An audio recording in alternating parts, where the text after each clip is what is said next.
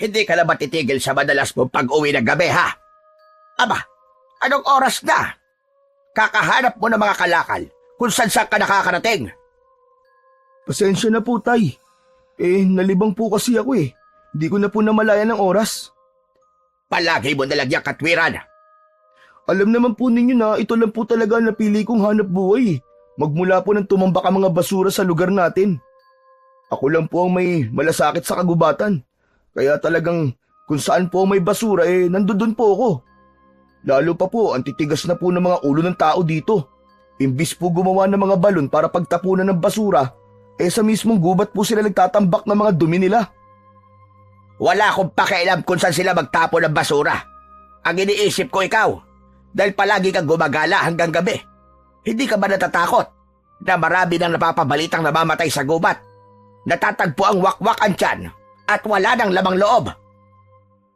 Tay, pinatay lang po sila ng mga nakakaalitan nila at wala po akong ginagawang masama sa ibang tao. Marangal po ang aking hanap buhay. Aba, ewan ko sa'yo. Wala ka na talagang pinakikinggan. Ang gusto mo pa rin ang nasusunod. Anak, nag-aalala lang ako sa'yo. Ipagpapalit mo ba ang buhay mo para lang sa pesteng hanap buhay na sinasabi mo? Ano kaya kung tumulong ka na lang sa akin sa bukid? Hindi ka ba nahihiyang kabinata mong tao pagpupulot ng basura ang inaatupag mo? Ano naman po masama sa pagpupulot ko ng basura, Tay? Marangal naman po ginagawa ko at nakakatulong pa po ako sa kalikasan. Saka, ayoko po talaga ng trabaho sa bukid. Hindi ko po kaya maghapong magbilad ng katawan sa init ng araw. Ay nako, basta, itigil mo na ang ginagawa mo. Mabuti sana kung sa araw mo lang ginagawa ang pamumulot ng mga kalakal. Abe, hanggang sa gabi naghahanap ka ng basura. Paano kung bigla ka na lang masumpungan ng mga mababangis na hayop sa gubat? Baka magising ako isang araw, ikaw nang nakahiga sa basurahan. Paano naman po tayo hindi ako sa gabi maghahanap ng kalakal? Sa gabi rin po pumupuslit ang mga walang hiyang tao na yun sa pagtatapon ng basura sa kagubatan. Saka, nag-iingat naman po ako Kaya wag po kayo mag-alala, Tay. Ay nako, ewan ko talaga sa'yo, anak. Ang dami mo katwiran, ang dami mo sinasabi. Hindi ka marunong makinig talaga. Matanda ka na. Hindi ka na dapat pinagsasabihan. Ay nako, bahala ka na ka sa buhay mo. Balang araw, kapag napahama ka sa ginagawa mo, hindi ka ba ililigtas ng kalikasang pinagmamalasakitan mo? Tay, patutunayan ko pong may silbi ang pamumulot ko ng basura. Pati na po ang pangangalaga sa kagubatan na patuloy sinisira ng mga tao dahil sa walang habas nilang pagtatapon ng basura. Ang 19 na taong gulang na binatang si Lupin ay nakatira sa isang liblib na baryo ng San Ildefonso. Malayo sa bayan at hindi abot ng elektrisidad ang lugar. Tanging ang mga lumang gasera na gawa sa lata ang nagsisilbi nilang tanglaw sa madilim na gabi. Ang tahimik na baryo ay may kapintasan, sagana sa basura at walang pakundangan ang mga tao sa pagsira sa kalikasan. Pati na ang pagpuputol ng mga punong kahoy na magsisilbisa ng tirahan ng mga ibon, magbibigay ng lilim sa mainit na panahon at para pigilan ang madalas na pagbaha ay ginagawa nila. Kung minsan, dahil sa tambak na basura, ginagawa na rin itong tapunan ng mga karatig baryo. Isang malaking kalapastanganan na patuloy na binabaliwala ng mga tao. Bilang isang mangangalakal, masakit sa mata ang makitang parang walang pakialam ang mga tao sa mas dumudumi nilang kapaligiran. Kaya naman si Lupin, imbis sa bukid magtrabaho, ay pangunguha na lang ng bote, plastik at mga bakal ang kanyang inaatupag sa araw hanggang gabi, na dinadala naman niya sa bayan para ibenta at ituring na niyang hanap buhay. Samantalang ang mga hindi na pwedeng pakinabangan ay ibinabaon niya sa lupa maliban sa mga plastik. Iniipon niya yon para hugasan at gawing unan na ibinibenta niya rin sa maliit na halaga. Kinabukasan, pagkatapos ng sagutan ni Lupin at Mang Densyo, narinig niya ang malakas na boses ng kanyang tiyo Leo, kapatid ng kanyang ama, Si Mang Densyo, 55 taong gulang, ay may pagkakautang kay Mang Leo. Hindi ba't sinabi ko sa'yo, Densyo? Lumayas na kayo ng anak mo sa bahay ng mga magulang natin. Bakit hanggang ngayon, hindi pa rin kayo umaalis? Saan naman kami lilipat, kuya? Aba, alam mo naman na wala akong ibang mapupuntahan. Abay, problema mo na yun. Sinabi ko naman sa'yo matagal na kailangan kong lupa at bahay na ito.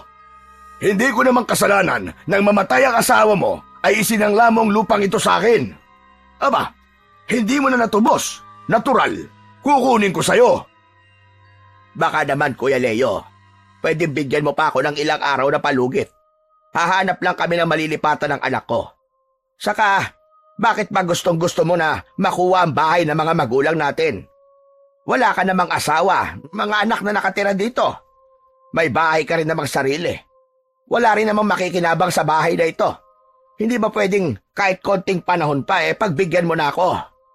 Sus, ayan ka na naman sa palugit-palugit na yan eh. Sawang-sawa na ako sa mga pakiusap mo. Aba, napunta na nga sa iyo ang bahay na ito nang walang kahirap-hirap. Pati ba naman, pabor, hihingin mo pa rin? Saka, wala ka ng pakialam kung may pakinabang o wala ang bahay na ito. Ang usapan ay usapan. Kahit kapatid pa kita, kailangan mo sumunod sa kasunduan. Kahit mga ilang araw lang sana, Kuya Leo. Wala talaga akong matinong trabaho. Tuwing 3 buwan lang ako nagkakapera dahil sa mga talim kong palay. Abay, problema mo na yun. Matagal na ako naghihintay. Sapat na mga palugit ko sa'yo. Pagdating sa pera o lupa, walang kapakapatid. Lahat dinadaan sa matinong usapan. Hindi porkit kapatid kita sasamantalain mo naman ang kabaitan ko. Saka, tao kong kausap. Ikaw ang nagsabi, sa ganitong araw kayo aalis. Kaya huwag ka na magpapaawa sa akin. Mula sa kwarto ay dinig ni Lupin ang malakas na boses ng may 56 na taong gulang na si Mang Leo. Nabaon sa utang si Mang Densyo, magmula nang magkasakit ang asawa nitong si Aling Bena. Hanggang sa paggastos, sa pagpapalibing, ay ang suwapang nitong kapatid ang sumagot sa lahat. Bilang panggigipit sa kanyang ama, napilitan ang kanyang ama na gawing collateral ang titulo ng kanilang lupa't bahay. Kaya naman sinamantala ni Mang Leo ang pagkakataon para lalong malubog sa pagkakautang ang kanyang ama. Mahalaga ang bahay kay Mang Densyo dahil ito ang minana nito sa kanyang mga magulang. Hindi lubos maisip ni Lupin na kung paanong nagkaroon ng ganitong klaseng kapatid ang kanyang ama. Gahaman pagdating sa salapi, ang masakit pa, maging ang maliit na lupang binubukid ni Mang Densyo ay nanganganib na ring kamkami nito. Bilang bayad interes, na minana naman nang namatay na si Aling Bena sa mga magulang ng kanyang ina. Nagsimula lang ang pagiging malupit ni Mang Leo nang mamatay ang mga magulang nila at walang natanggap na kahit na isang kusing sa mga ito. Kaya siguro hindi nito matanggap na ipinamana ng mga magulang ang lahat ng ari-arian sa kapatid na si Mang Densyo. Aba, kuya naman, nakikiusap naman ako sa'yo. Paano na kami? Wala akong hawak na pera, ni singkondoleng. Wala akong naitatabi. Bigyan mo pa ako ng kahit 2 araw lang para naman makapaghanap muna ako ng malilipatan namin ni Lupin. Ngayon ang gusto ko. Bakit ba ang tigas ang ulo mo? Gusto mo ba yata magsama pa ako ng mga tanod para ipakaladkad ka palabas ng bahay na yan Sapat na ang palugit na ibinigay ko sa inyo. Kaya lumayas na kayo dyan! Hindi naman na kailangan umabot pa sa ganon, kuya. Ang akin lang naman ay isang pakiusap. Kaya hindi mo na kailangan pang ipagtabuyan kami sa tulong ng mga tanod. Para namang hindi kita kapatid yan Isipin mo man lang sana ang naging kabutihan ni nanay at tatay sa'yo. Abat, sinusumbatan mo ba ako? Magmula na mamatay si nanay at tatay, tapos na rin ang pagiging magkapatid natin. Saka wala akong utang na loob sa'yo. Sila ang nagpalaki sa akin, hindi ikaw. Kahit kailan, hindi nila ako tinuring na anak. Dahil sa'yo pa rin nila ipinamana ang lahat ng kanilang mga ari-arian. Kaya kahit tampon lang ako, ay may karapatan din ako sa lupa. Magpasalamat ka at binayaran pa kita. Nanlaki ang mga mata ni Lupin mula sa pagkakasilip niya sa bintana pagkatapos marinig ang mga sinabi ni Mang Leo. Nakita niya rin ang malungkot na pagyuko ng ulo ng kanyang ama dahil sa mga sinabi ng kapatid nito. Awa ang naramdaman niya para kay Mang Densyo na kahit minsan ay hindi niya narinig na lumaban ito sa kapatid. Sa halip, nanatili itong kalmado at may magalang pa ring pananalita. Bagay na kabaligtaran naman ni Lupin dahil sa mga oras na yon ay gusto na niyang sugurin ang tiyuhin para basagin ang pagmumuka nito. Kaya madalas siyang nadadala sa barangay sa kasong pananakit dahil mas mabilis uminit ang kanyang ulo kapag nakakarinig ng hindi magagandang salita. Nagiging padalos-dalos siya ng desisyon, lalo pa kung tungkol sa kanyang ama. Kahit wala pang balak umalis ng kwarto, ay lumabas si Lupin sa kanyang silid para harapin si Mang Leo na nakatayo sa labas ng balkonahe. Teka! Sumusobra naman na po yata kayo, Chong. Masyado na po kayo masakit magsalita. Konting hinay lang po sa pagbibitaw ng salita. Hindi po manhid ang ama ko. Saka wag po kayo magmalaki. Ampun lang naman po kayo eh. Nasa naman po ang hiya nyo at hindi kayo marunong mapakiusapan. Para kayong walang utang na loob sa taong nagpalaki sa inyo. Abat, sino ka naman para makialam sa pag-uusap namin ng kapatid ko, ha? Pamangkin lang kita at hilaw pa. Usapang matanda to at hindi ka dapat nakikisali. Pero ama ko po ang pinagsasalitaan nyo ng ganyan, Chong. Anak siya ng mga taong nagpalaki sa inyo.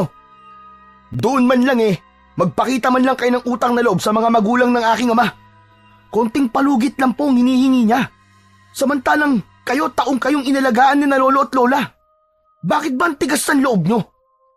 Tandaan nyo, Chong, ang mga materyal na bagay, hindi nyo yung madadala sa libingan nyo. Dahil sa mga sinabi ni Lupin, ay napasugod si Mang Leo sa kinatatayuan ng binata. Pero humarang si Mang Densyo at hinarap ang kapatid.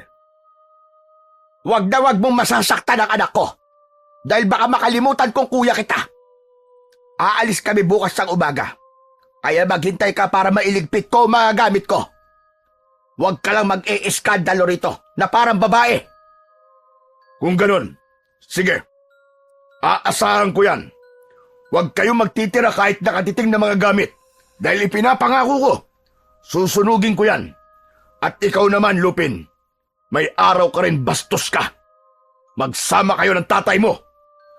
Bastos din po kayo, Chong.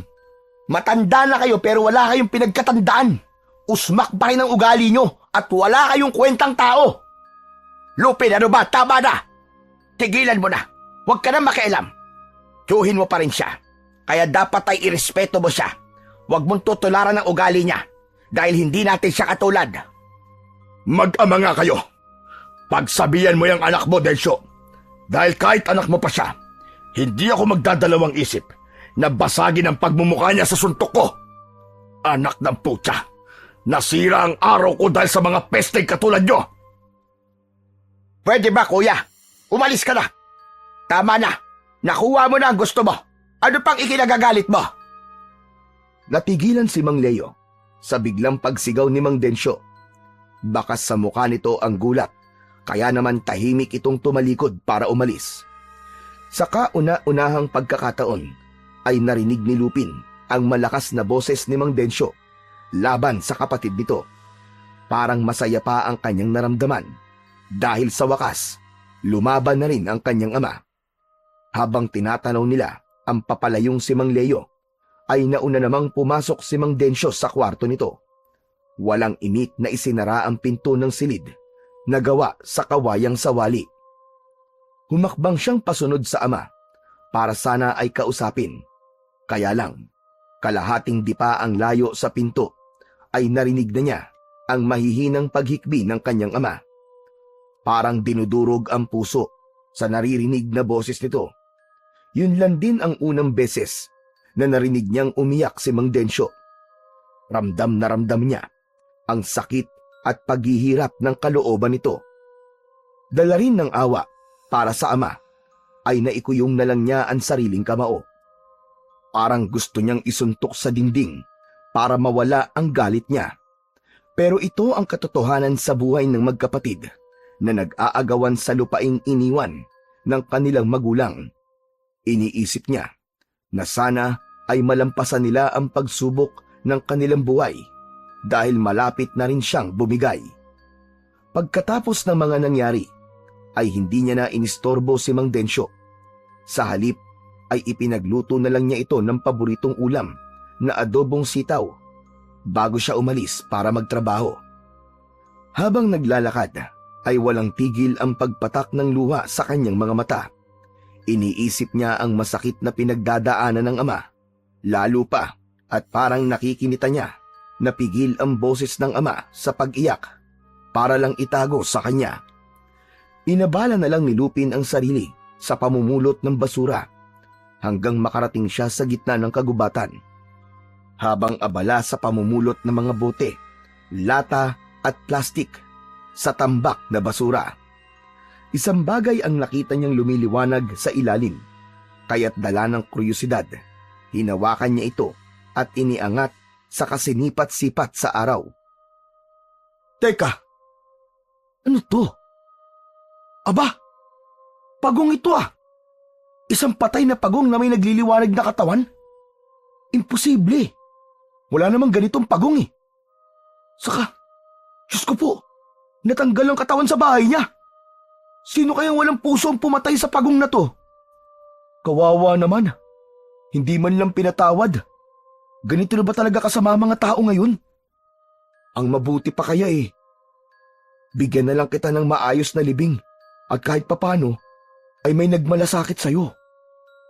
Dala ng awa ay parang wala sa sarili na nagdukal ng lupa si Lupin. Inayos niya muna ang paglilibingan nito. Sa kanya inilagay sa hukay. Akma na sanang tatabunan niya ng lupa nang may biglang nagsalita sa kanyang likuran. Boses ng isang lalaki. Nang lingunin niya ito, ay nakita niyang isang binata rin ang nakatayo. Maganda ang damit na suot, halatang mayaman. Nakangiti ang lalaki na sa tingin niya ay edad 20 taon. Lumapit ito sa kanya at tinignan ang hukay na gawa niya, saka kumunot ang noo na dinampot ng lalaki ang natanggal na bahay o tangkuhong ng pagong. Inikot-ikot muna nito ang bagay na yon sa palad, saka muling tumingin sa kanya. Naku, sayang naman ang bahay ng pagong na to kung ililibing mo lang. Alam mo ba, may dahilan kung bakit nagpakita sa iyo ang kakaibang hayop na to. Anong kakaiba dyan? Pagong lang naman yan ah. Saka sino ka ba? Bakit kinuha mo ang bahay ng pagong? Ililibing ko na nga eh. Ako nga pala si Tony. Nakatira ako sa gitna ng gubat. Nakikita kasi kitang namumulot ng basura araw-araw. Kung minsan naaabutan ka ng pagdilim sa lugar na to. Pasensya na, pero hindi na ako nakatiis na hindi ka lapitan. Saka sa itsura mong yan, na isang binata. Hindi ka ba nahihiyang hinahawakan mo mga basura? Imbis na tumambay o maghanap ng ibang trabaho? Para sabihin ko sa'yo, hindi ko ikinakaya ang pamumulot ng basura. Ang dapat mahiya dito ay ang mga nagtatapon ng basura sa lugar na ito. Hindi kita masyadong kilala kaya ibalik mo na sa akin ang bahay ng pagong para mailagay ko na sa hukay. Madalas kita nakikita rito, pero hindi mo ba alam na may taglay na kapangyarihan ng pagong na ito? Alam mo parang interesado ka sa pagong na yan. Bakit ba? Basta, itago mo lang ito. Maniwala ka. Makakatulong yan sa'yo. Saka, kaya naman ako lumapit sa'yo ay para tulungan ka sa pagpupulot mo ng basura. Maraming salamat sa pagbabantay mo sa kalikasan. Pareho tayo ng ginagawa, kaya gusto kong nakipagkaibigan sa'yo. Kung ayos lang. Oo naman. Kung magkakaisa tayo ng gusto bakit hindi? Itabi muna natin ito. Magtiwala ka sa akin. Ingatan mo ang bagay na yan bilang tanda ng pagsisimula ng ating pagiging magkaibigan. Masaya akong makilala ka, Lupin. Nagtataka man kung paanong nalaman ni Tony ang pangalan niya. ay tinanggap pa rin ni Lupin ang ibinibigay nitong pagong bilang tanda rin ng pagtanggap niya sa pakikipagkaibigan nito. Tinulungan siya ni Tony sa pagpulot ng basura. Dahil magaan at masaya itong kausap, ay hindi niya na malayang malapit ng dumilim. Masyado siyang nalibang sa pakikipagkwentuhan kay Tony. Bigla rin ang pagbundol ng kaba sa kanyang dibdib nang maalala ang tungkol sa ama. Paniguradong magagalit na naman si Mang Dedsyo dahil hindi na naman siya nakauwi kagad. Ayaw na niyang dagdagan ang sama ng loob nito. Nako Tony, pasensya ka na. Kailangan ko na palang umuwi. Maraming salamat sa tulong mo. Gusto mo bang samahan kita pa uwi? Naku, wag na. At baka madamay ka lang sa galit ng tatay ko. Sa sobrang pag-aalala, ay napatayo siya at nagmamadaling naglakad pa uwi. Pero dahil likas kay Tony ang pagiging mabuting tao, nagpumilit itong sumama sa kanya. Pero pagdating nila sa gitnang kagubatan, ay hindi maipaliwanag ni Lupin kung bakit umiinit ang bahay ng pagong sa kanyang bulsa. Nagbago rin ang galaw ng mga dahon sa paligid dahil sa malakas na ihip ng hangin. Malamig ang dating ng hangin sa kanyang balat. Ganon din ang amoy nito. Napatigil siya sa paglalakad at pinagmasdan ang bahay ng pagong. Napatingin siya kay Tony na tumigil na rin sa paglalakad habang nakatingin din sa hawak niyang pagong. Teka, bakit nagkakaganito ang bagay na to, Tony? Ang ibig sabihin ay may panganib na nakaabang sa lugar na to. Bilisan mo ang paglalakad. Kailangan na nating umalis dito. Baka sa mukha ni Tony ang pag-aalala, kaya madalas ang paglinga nito sa paligid na para bang may hinahanap. Malalaki rin ang kanilang mga akbang ng paa na tila hinahabol sila ng nilalang na hindi nakikita. Napansin din ni Lupin na parang bumaho ang singaw ng hangin. Amoy nabubulok na basurang may inuuod na karne. Pero dahil sa kanyang trabaho, hindi na lamang niya inintindi ang amoy na nalalanghap. Sanay na siya sa ganito, pero iba ang takot na kanyang nararamdaman. Para bang may mga pares na mga mata ang nakatingin sa kanila. Isang mabigat na presensyang nagtatago sa kakahuyan. Nakasunod siya ng paglalakad sa nauunang si Tony habang wala pa rin tigil sa pagtingin-tingin sa paligid. Tuluyan na ngang kumalat ang dilim sa kagubatan. Mabuti na lang ay may liwanag na nanggagaling sa buwan, kaya't malinaw niyang nakikita ang kanilang dinaraanan. Maya-maya pa ay bigla silang nakarinig ng malalakas na pag-alulong ng mga asong gubat. Umieko na parang nasa paligid lang nila, nakabantay at naghihintay ng tamang pagkakataon para sumalakay. Anong tunog yun? Matagal na akong gumagala sa lugar na ito pero ngayon lang ako nakarinig ng ganyang klaseng tunog. Sa palagay ko, nanggagaling na rin sa mababangis na hayop sa gubat dahil sa mga taong walang tigil na katatapon ng mga basura dito. Lupin, hindi lang sila basta mga hayop sa gubat, kundi isang nilalang na nagtatago sa dilim. Lupin, tatanungin kita, naniniwala ka ba sa mga aswang? Aswang? Nako hindi pare. Imposibleng may aswang sa lugar na to, no? Sa radyo ko lang naririnig ang tungkol sa kanila. Mga katang-isip lang yun. Pero sa tingin ko pare, maniniwala ka na ngayon dahil nasa likod mo na siya. Pinagmasdang mabuti ni Lupin ang mukha ni Tony at pilit na inaaninaw ang mga mata nito dahil naniniwala siyang nagloloko lang ang bagong kaibigan. Malay ba niyang bahagi lang ito ng pagbibiro nito? Wala naman sa itsura ng lalaki na natatakot ito kung meron mang nilalang na nasa likod niya. Pero hindi ito kumukurap habang nakatingin sa likuran niya. Kaya naman, napalingon na rin siya at sinundan ang tinitignan ni Tony. Ganun na lamang ang panlalaki ng kanyang mga mata. Nang mula sa kanyang kinatatayuan, ay nakita niya ang isang nilalang na nakatayong nakangisi. Habang ang katawan ay balot ng mga basura na may nagkakagulong mga langaw. Maging ang malapot na kulay berdeng likido ay tumutulo mula sa bibig hanggang sa dibdib. Napalunok ng laway si Lupin na hindi inaalis ang paningin sa nakatayong nilalang.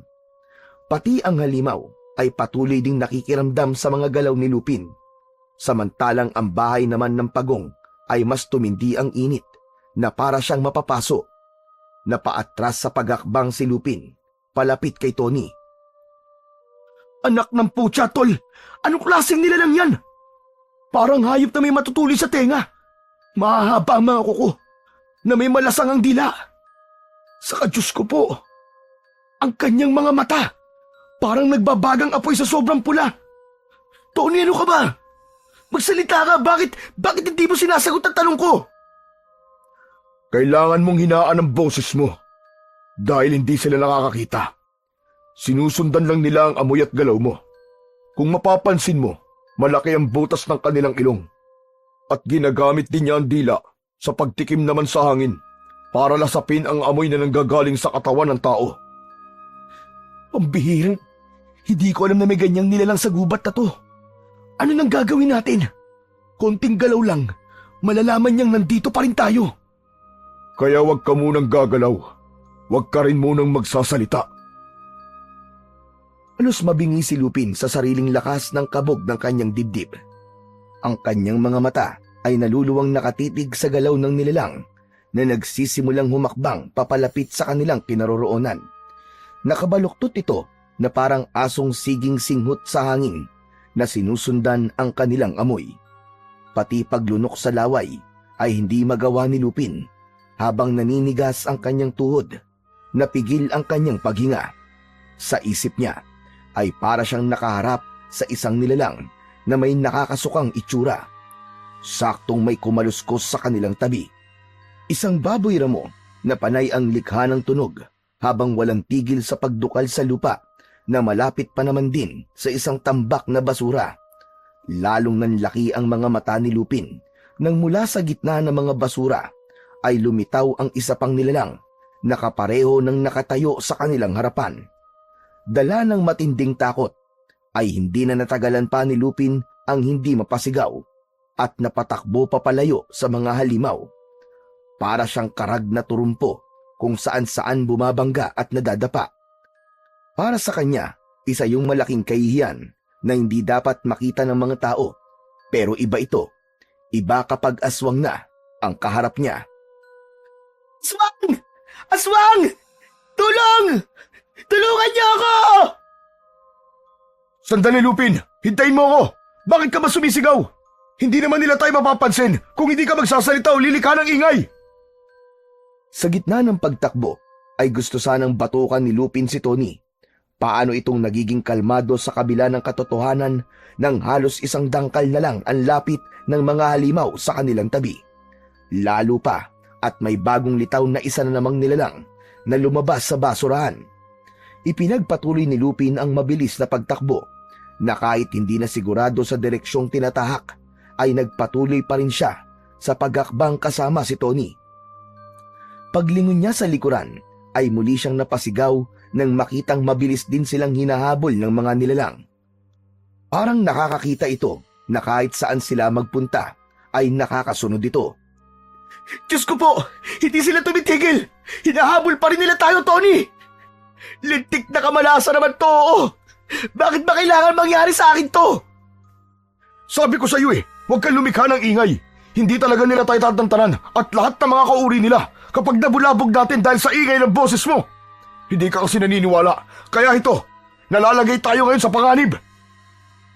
Ewan, ikaw yata nagdala ng kamalasan sa akin Wala naman to dati dito Hindi maiwasan ni Lupin na hindi ibaling kay Tony ang galit dahil sa isang iglap ay nangyari ang paghabol sa kanila ng mga nilalang na ngayon lang niya nakita.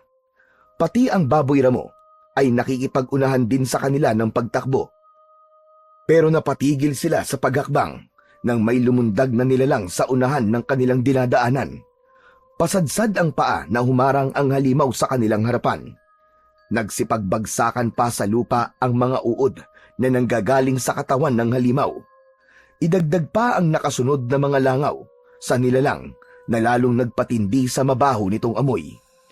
Saktong sa pagdakot nito sa katawan ng baboy ramo gamit ang kamay, Bigla rin itong kinagat ang leeg ng hayop. Nagpupumiglas ang baboy ramo ng malakas. Napatayo ng tuwid sina Lupin at Tony habang pinapanood ang ginagawa ng halimaw. Walang awa nitong ibinaon ang mahahabang kuko sa katawan ng hayop. Nanlalamig ang katawan ni Lupin nang mula sa kanilang kinatatayuan ay biglang dumating ang isa pang nilalang na humahabol sa kanila. Nakipag-agawan ito sa karne ng baboy ramo. Kitang-kita nila Tony ang paglitaw ng mahahaba nitong mga pangil mula sa malaki nitong bibig na halos tumaklob sa buong muka nito. Habang kumakain ay lumilikha ng ingay na katulad sa umaangil na aso. Sarap na sarap ang mga ito sa paglapa ng lamang loob ng baboy dahil parang umaawit pa na nilalantakan ang karni ng hayop. Sa kamalasan naman at sa hindi inaasahang pangyayari, ginapangan bigla ng pulang langgam si Lupin at dahil sa pinagtutulungan na siyang kagatin ng mga langgam, muli siyang napasigaw pero huli na para makaalis sa kinatatayuan. Dahil kanina pa palang may nakatayong aswang sa kanilang likuran, mabilis ang naging pagkagat ng halimaw sa balikat ni Lupin. Aray ko! Tony! Tulungan mo ako! Lupin! Hawakan mo ang bahay ng pagong! Iampas mo sa mukha niya! Sige na! Bilisan mo! Nakita ni Lupin na parang naghahanap ng kahoy sa lupa si Tony na maihahampas sa nilalang na nakakagat sa kanya. Ano? Tulungan mo ako, Tony! Masyado siyang malakas! Hindi ko kaya! Pinilit mo nang tanggalin ni Lupin ang pagkakakagat sa kanyang balikat. Pero kahit na anong gawin niya, hindi niya maalis-alis ang ulo ng aswang na nakasubsob pa rin sa kanyang balikat. Napaluhod sa lupa si Lupin habang nararamdaman ang unti-unting pagpunit ng kanyang balat at ang masakit na pagbaon ng pangil nito sa kanyang kalamnan. Pakiramdam niya ay gumagalaw-galaw ang ngipin nito sa loob, pailalim ng laman niya. Mas lalo niyang nalanghap ang mabahong singaw ng ulo ng aswang. Napanay pa ang pag-angil habang sinisipsip ang kanyang dugo. Malapot ang likidong nakadikit sa kulay palong buhok nito. Idagdag pa ang mga langaw na parang nakikipiesta sa sakit na nararamdaman niya. Malakas niyang inihampas ang hawak niyang bahay ng pagong sa mukha nito. Sa hindi maipaliwanag na dahilan, bigla itong napasigaw habang hawak ang muka na may marka ng likod ng pagong. Mabilis na tumayo si Lupin at nagtatakang napatingin sa halimaw na pilit hinahaplos ang nasaktang muka. Nagpapalinga-linga itong hinahanap kung saan siya nakatayo. Kahit pa nasa harapan lang siya nito, nakaluhod na hawak ang sariling balikat habang walang tigil sa pag-agos ng dugo mula sa kanyang sugat. Pinilit niyang tumayo at nilapitan ang nagwawalang nilalang. Ganyan nga! Sige na, Lupin! Ulitin mo ang paggampas sa mukha nila gamit ang bahay ng pagong! Masasaktan sila at patatakot sa'yo! Kaya gawin mo na! Labanan mo na sila! Si Tony na nakatayo lang ay parang nanonood sa galaw ni Lupin. Halata ang takot sa mga mata nito na parang walang balak na tumulong. Ang ikinainis lang niya ay kung bakit siya lang ang nilalapitan ng mga halimaw samantalang magkatabi naman sila ni Tony. Muli siyang sumugod para atakihin ang kalaban. Kaya lang, hindi niya napansin na tapos nang kumain ang dalawang nilalang at hindi na siya nakailag nang bigla siyang atakihin sa braso at binti. Doon niya lang nakita si Tony na kumilos na para tulungan siya. Habang nakaiga ka na sa damuhan, sikapin mo wag gumalaw! Ako na muna ang bahala sa mga nilalang na to! Huwag ka na nga magyabang! Wala ka namang kakayahan eh! Hindi pa natatapos ni Lupin ang kanyang sasabihin nang biglang tumalon sa ere si Tony at pinagsisisi pa ang mga nakasubsob na halimaw sa kanyang katawan. Saka lang natanggal ang kagat sa kanyang kalamnan na halos mapaigik siya sa naramdamang paghugot ng pangil sa hita niya. Bumagsak ito sa damuhan na sinundan naman ni Lupin ng pagbayo sa suntok sa mukha nito, kagaya ng paraan niya kung paano siyang makipagsuntukan dati. Kahit patuloy pa rin ang sakit mula sa sugat niya dahil sa mga bumaon na pangil ng aswang. Kaya lang, nawala ang kanyang tapang nang makitang bumangon muli ang mga kalaban para muling umatake Hindi nito halos iniinda ang sipa at suntok ng kanyang kaibigan. Anak ng putya, oo! Bakit ba palaging ako nilalapitan nyo? Si Tony ang sumipa sa inyo! Dala ng galit at pinaghalong takot ay nagawa ni Lupin na tumayo kahit halos matumba na siya sa biglang pagsuot ng kirot sa kanyang kalamnan.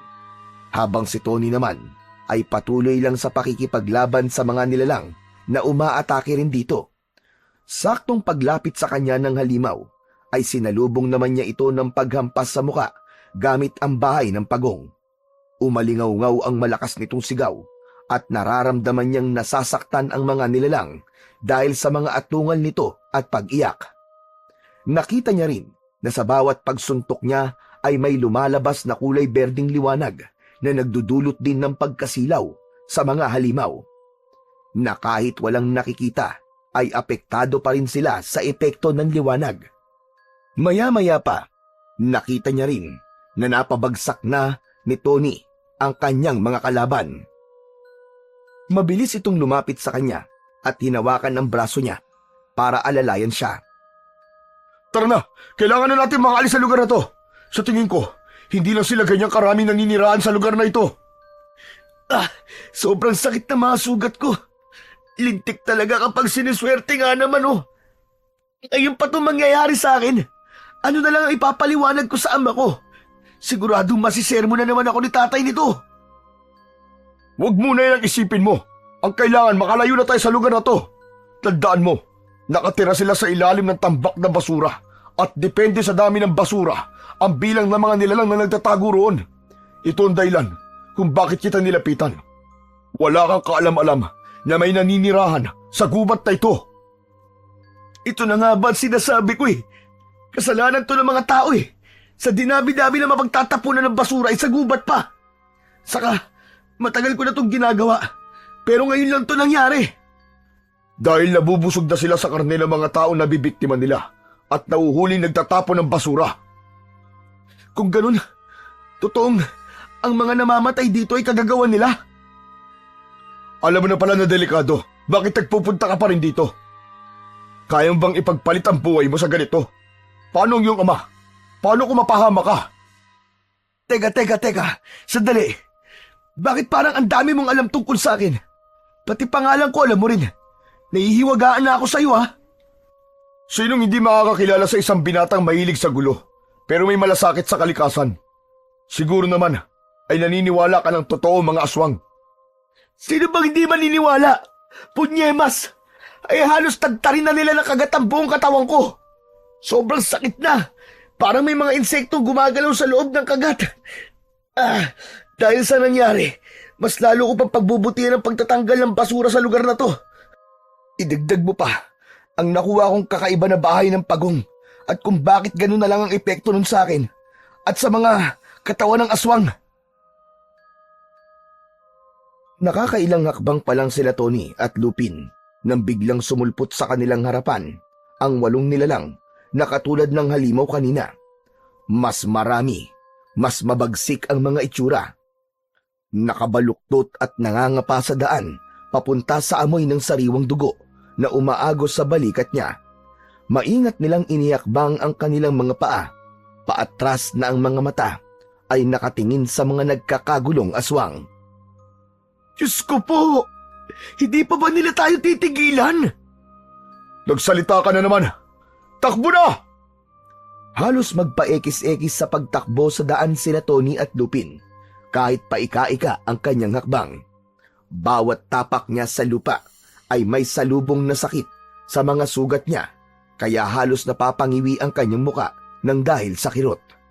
Pinagsisisihan niya ang pagsuway sa kagustuhan ng kanyang ama, kaya siya nakakaranas ng ganitong paghihirap. Ipinangako ni Lupin sa kanyang sarili na kung makakaligtas siya, ay pipilitin niyang matupad ang kanyang pangarap na maging kapitan para matuldukan na ang lagim na gumagala sa kanilang baryo. Dala ng takot ay wala na siyang pakialam kung saan pa siya dalhin ng kanyang paa. Mas lalo lamang nilang nilakihan ang mga akbang para makatakas, pero sadyang mabibilis tumakbo ang mga aswang na halatang kabisado ang lugar na yon. Kahit hindi nakakakita, ay para itong may taling nakasunod sa kanila. Agad silang naabutan nito habang pilit siyang inaamoy. Dahil sa gulat, ay muntik pa niyang mabitiwan ang hawak na bahay ng pagong. Saktong paglundag ng isa pang halimaw papalapit sa kanyang kinaroroonan, ang pagsulpot naman ng matandang lalaki mula sa kakahuyan. Kung titignan, ay edad 68 taon na ang matanda. Mabilis kumilos na may malakas na pangangatawan na pinagsususuntok ang kalaban gamit ang isang uri ng sandatang nakabalot sa kamao nito. Bawat pagbayo ng suntok sa kaliwa at kanan nitong kamay ay napapaigik ang mga kalaban na parang sinasaksak ng kutsilyo. Dahil sa malatinik na bagay sa armas ng matanda, buong paghangang pinanood ni Lupin ang husay ng matanda. Salamat sa tumulong sa atin. Tara na! Tumayo ka na at umalis na tayo rito. Huwag mong bibitiwan ang bahay ng pagong. Pero paano yung matanda? Hindi natin siya iiwan dito. Hindi tayo aalis. Iniligtas siya tayo. Kaya maghihintay tayo rito. Pero baka matalo siya at balingan ka ng mga nilalang. Kilala ko matandang yan. Isa siyang albularyong manunugis. Kaya-kaya niya mga yan. Magsasalita pa sana si Lupin. Pero nakita niya ang pagbagsak ng matanda pasadsad sa lupa, diretso sa kanilang paanan. Dumudugo ang dibdib nito dahil sa pag-atake ng bagong dating na halimaw. Hindi tulad ng mga naunang nilalang, mas malakas ito at kakaiba ang itsura, angat sa mga halimaw na may mabahong amoy. Nakakakita ito at sa biglang pagtawa nito ay bumaliktad ang labi nito pataklob sa muka ng aswang. Kaya naman, nalantad ang malabuhayan nitong malalaking ngipin. Saglit lang ang pagtaklob ng labi sa mukha nito at naglalaway na nagsalita.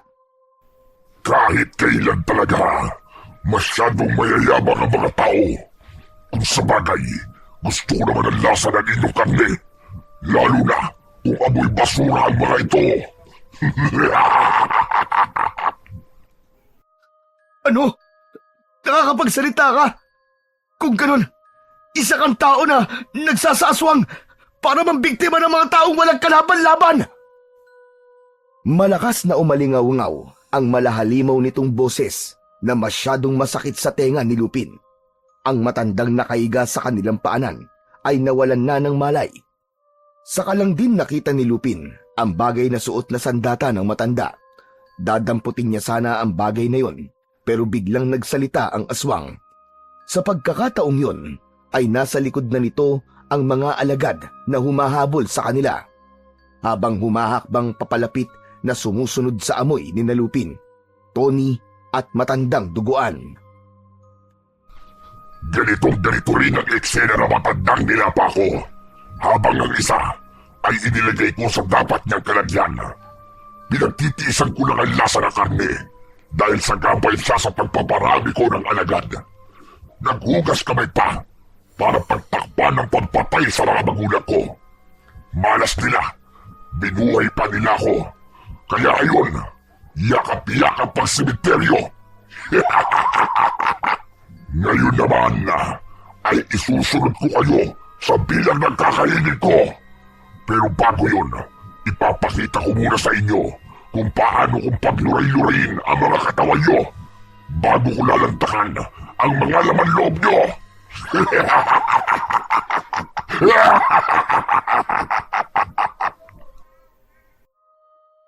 Hindi inaasahan ni Lupin na biglang susuntokin nito sa tiyan ang katabing alagad.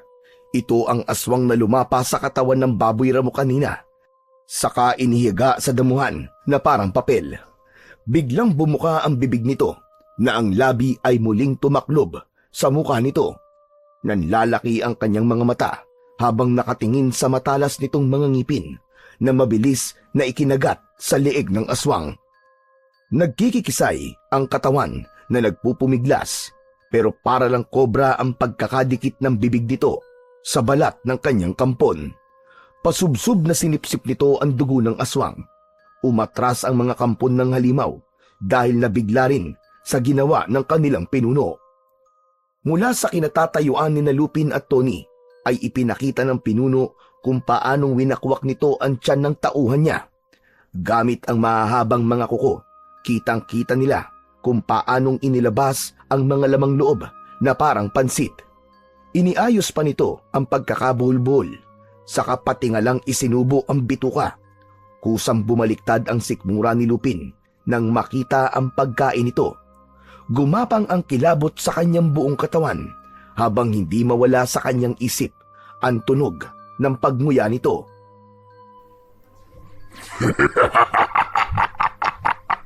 Ganyan niya. Ipakita mo sa akin na mahina ka. Nang sa ganun, mas masarap ang lasa ng karne mo. Huwag kayong mag-alala. Dadahan-dahanin ko lang ang paglapa sa mga lamang loob niyo.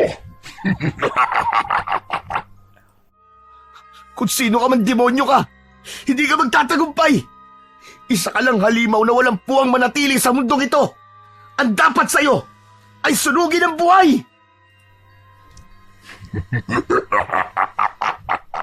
Matagal na ako nagtagumpay. At kahit sa pagpatay sa'yo, magtatagumpay din ako. Huwag ka mag-alala.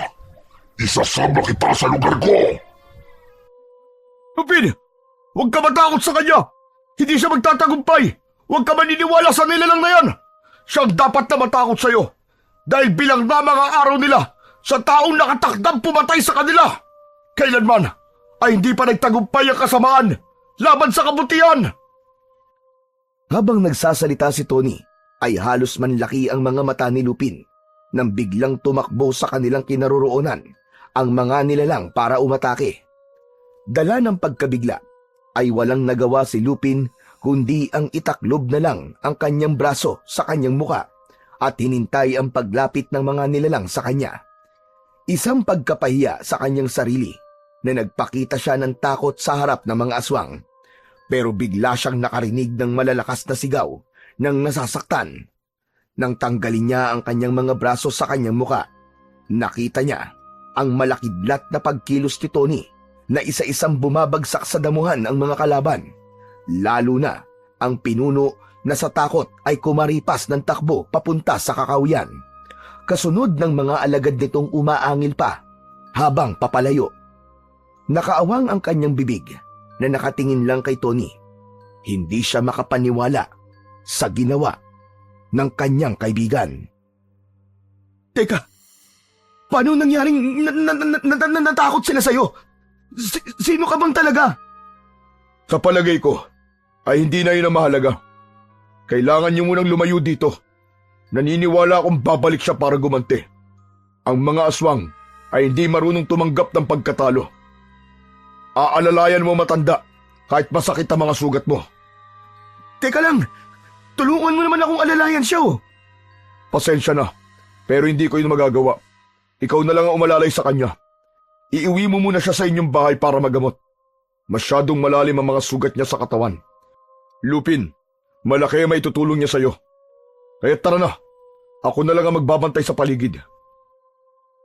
Hindi na nga nagtanong si Lupin sa kaibigan, sa halip ay naging sunod-sunuran siya sa mga sinabi nito. Maingat niyang binuhat ang matanda pasampas sa kanyang likuran habang patuloy sa paglalakad. Napapangiwi pa ang kanyang muka dahil tumatama ang braso ng matanda sa sugat niya. Idagdag pa ang tama niya sa hita na parang humihibot-tibot pa ng dahil sa sakit. Marami ring gumugulo sa kanyang isip. Lahat ay kakaiba, pati na ang pagkatao ng kanyang kaibigan na sumabay rin sa pagsulpot ng mga halimaw. Nang makita ang liwanag na nagmumula sa bahay ng pagong, ay parang unti-unti ring nawala ang kirot na nararamdaman niya sa kanyang sugat. Bagay na lalong nagpahulog sa kanyang pag-iisip. Pagdating nila sa harap ng bahay, nagawa sa kawayan na ang bubong ay dahon ng anahaw, mabilis na pumasok si Lupin sa nakabukas na pintuan ng kanilang balkonahe. Nakita niya ang kanyang ama na naghihintay sa may bandang pintuan.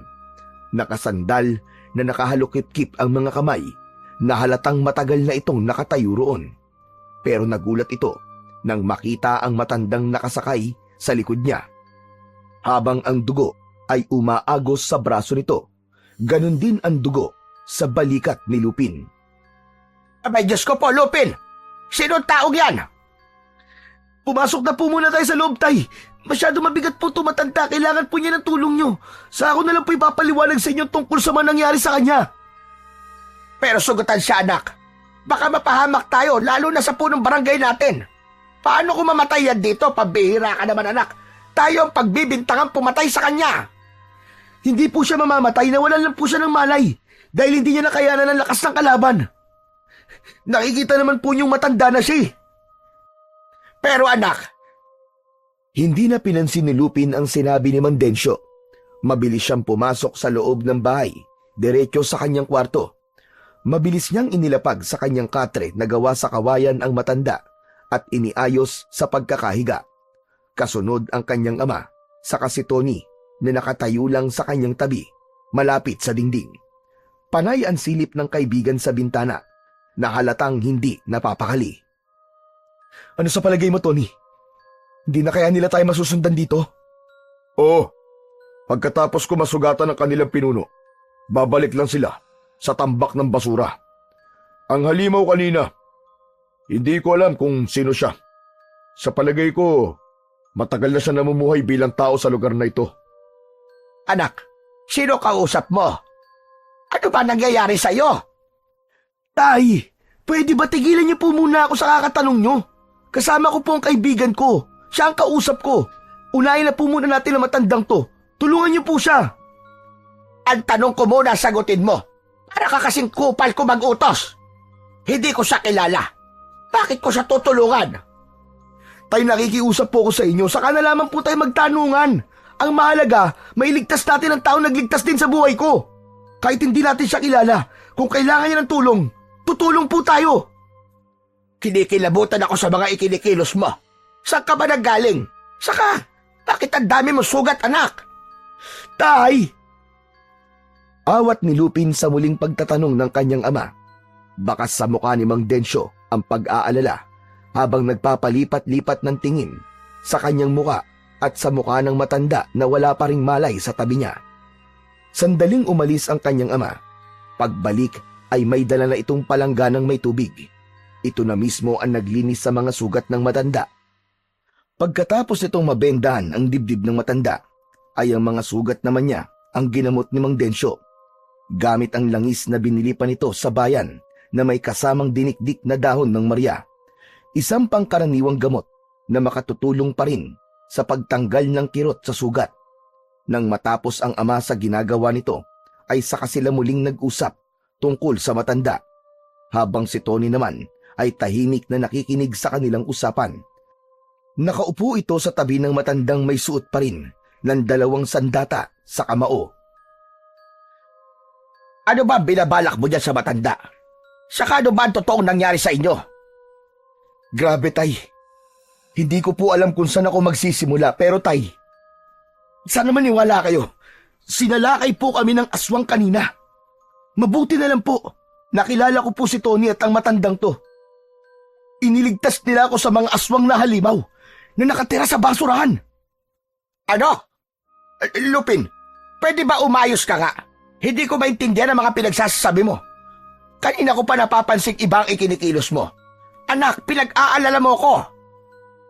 Totoo, Tay, maniwala po kayo. May aswang po na gumagala sa gubat.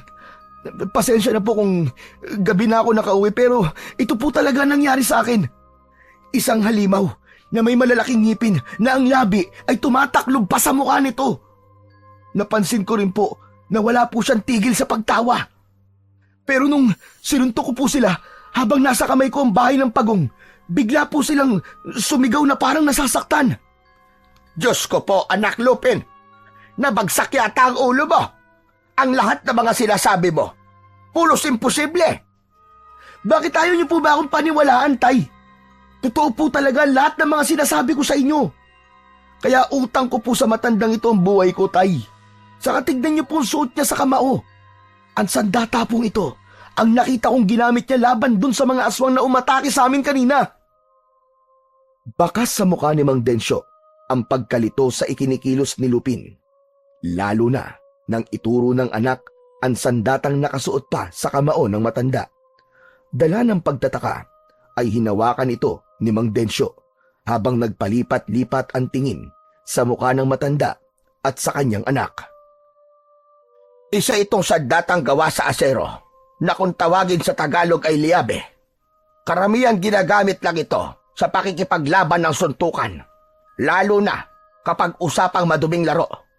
Pero ang armas na ito ay masyadong pamilyar sa akin. Hindi ko matandaan kung saan ko ito nakita. Naniniwala na po ba kayo sa akin, Tay? Hindi pa rin. Pakiramdam ko ay nakipag-away ka na naman at nadamay lang ang matandang ito. Alam mong hindi siya pwedeng manatili rito sa bahay natin dahil bukas tayo aalis sa bahay na ito. Isasama po natin siya, Tay, kahit saan po tayo magpunta. Gusto ko siyang makilala. Saka, siya po magpapatunay ng totoo ang mga sinasabi ko. May aswang po sa baryong to, Tay. At nakausap ko po ang pinuno nila. Ang sabi, may pinatay raw po siyang matandang lalaki sa kagubatang yun. Kaya, Tay, maniwala po sana kayo sa akin. Hindi makapagsalita si Mang Densyo. Pilit nitong sinisipat ang mukha ni Lupin dahil hindi pa rin ito makapaniwala sa mga sinasabi nito. Mas lalong bumakas ang takot sa mukha ng kanyang ama nang lumapit si Lupin sa nakatayong si Tony. Tony, ikaw na nga magpaliwanag sa tatay ko. Hindi siya naniniwalang totoo ang aswang eh. Pero, wala nang pero-pero, Tony. Kanina pa ako nagpapaliwanag sa kanya. Hindi mo man lang ako tinutulungan, pambihira ka naman oh. Ano ka ba? Magkaibigan ba tayo? Natigil sa pagsasalita si Lupin nang bigla na lang humagulgol ng iyak ang kanyang ama. Nakasabunot ang kamay nito sa sariling buhok habang napasalampak ng upo sa upuang yari sa tabla katabi ng katring kinahihigaan naman ng matanda. Dahil sa ingay ay gumalaw ang katawan ng matanda, bagay na labis na ikinatuwa ni Lupin. Tay! Ayun na! Gising na po yung matanda! Patutunayan kung totoo mga sinasabi ko, Tay! Tony, magsalita ka naman! Tulungan mo naman ako magpaliwanag sa tatay ko, pambihira ka oh! Lupin, anak! Sino bang kausap mo? Diyos ko! Nasisiraan na yata ako ng pait, anak ko! Tay! Masyado naman po kayong makapagsalita! Eh kayo po itong parang sira dyan eh! May pahagulgul-hagulgul pa kayong nalalaman! Totoo! Wala akong nakikitang kausap mo, anak. Kanina pa rin tumatayo mga balahibo ko sa katawan dahil nararamdaman kong para nga tayong may kasama sa kwartong ito. Saka lang natigil si Lupin at diretsong tumingin kay Tony. Paulit-ulit niyang ipinagpipilitan sa ama na totoong may kasama sila sa loob ng kwarto. Pero inagaw ng matanda ang atensyon ng dalawa. Himala itong umupo na parabang wala itong sugat sa dibdib. Saka hinubad ang liabe na gawa sa asero at dahan-dahang tumingin sa kanila. Kanina ko pa kayo pinakikinggan. Pareho kayong nagtatalo. Parehong totoo ang inyong sinasabi. Si Lupin, totoong nakikita niya si Tony, pati na ang aswang na tangis-ngis na sumalakay sa kanya kanina. Si Densyo naman, totoo rin na wala siyang nakikitang kausap mo, Lupin. Dahil ikaw lang ang nakakakita kay Tony. Lolo naman, huwag naman kayo magbiro ng ganyan. Kanina pa po tumataas ang balahibo ko sa katawan eh. Hoy, hoy! Ikaw, Lupin! Saan mo ba napulot ang baliw na matandang ito at nahawa ka na rin sa kabaliwan niya? Saka, bakit kilala niya ako? Eh ngayon ko lang naman siya nakita. Eh tay, ngayon ko lang nga din po siya nakilala eh. Hindi ko naman po alam na baliw pala. Hindi ako baliw. Totoo sinasabi ko. May mga bagay sa baryong ito na mahirap talagang paniwalaan. At ang mutya ng pagong na nakuha mo sa basurahan ay sinadya talagang ibigay sa iyo ng gabay. Siya mismo ang pumili sa iyo, Lupin. Ano? Teka. Mutya ng pagong? Hindi ko po kayo maintindihan, tatang eh. Naguguluhan po ako. Kanina ko pa gustong sabihin sa'yo, pero hindi ko magawa. Ikaw lang talaga ang nakakakita at nakakarinig sa akin. Dahil ako ang gabay ng mutya ng pagong. Hindi nila naririnig ang usapan natin. Pasensya na. Hindi ko lang alam kung paano ito ipapaliwanag sa'yo. Teka, pero alam kong tao ka na nahahawakan kita eh. Nakakausap at malinaw kitang nakikita. Huwag niyo nga akong pinagloloko. Lupin, iho. Ikaw lang talaga may kakayang makipag-usap sa gabay. Alam ko yon. Dahil ako mismo ang unang nagmay-ari sa kanya bago namatay ang pagong at nilipat sa iyo ang mutya. Ang sino mang magbibigay ng pagpapahalaga sa alagang pagong ng isang tagapagbantay, ang siyang susunod na magmamana ng kapangyarihang may taglay na kakaibang lakas. Paano kung tanggihan ko? Mawawala ang iyong paningin sa oras sa tanggihan mong mutya. Ano to, sapilitan? Hindi yun sapilitan, kundi isang tungkulin na dapat tuparin. Masyado nang marami ang mga nilalang na nagtatago sa dilim. Kaya kung mananatiling tikom ang bibig mo sa mga nangyayari sa paligid mo, bukod sa paningin, mawawalan ka rin ng kakayahang makapagsalita. Sandali. Parang hindi naman yata tamang pangunahan nyo ang desisyon ng anak ko. Abay, laban nyo yan ah. Kayo na lang ang humarap. Huwag nyo nang idamay ang anak ko. Dahil bukas na bukas din, ay kailangan na naming umalis sa bahay na ito. Paano kung sabihin kong ang mga aswang na tangisngis at totoong pumatay sa iyong ama, Densyo? Pagkatapos lapain, ay sinunog nila ito para walang makahalata na biktima ito ng aswang. Matagal na hindi nakapagsalita si Mang Densyo nang mabanggit ng matanda ang tungkol sa mga magulang, habang si Lupin ay nananatiling nakatayo na nakatingin sa muka ni Mang Densyo. Tatang, paano niyo po na sigurong mga aswang nga po pumatay sa mga magulang ni tatay? Dahil nandun ako nung mismong nangyari yon. Wala akong nagawa para iligtas siya. Sino ba talaga kayo? Bakit marami kayong alam tungkol sa mga magulang ko? Ako ang unang tagapagbantay ng kalikasan at nangangalaga sa mutya ng pagong. Isang albularyong manunugis na naging biktima ng gahamang mga aswang. Panahon na para hanapin ang pinagtataguan ng pinuno ng tangisngis at pigilan sa pagpaparami ng kanyang alagad. Kapag hinayaan natin siya, lahat ng mga nagtatapon ng basura ay magiging halimaw, kagaya ng pinuno nila.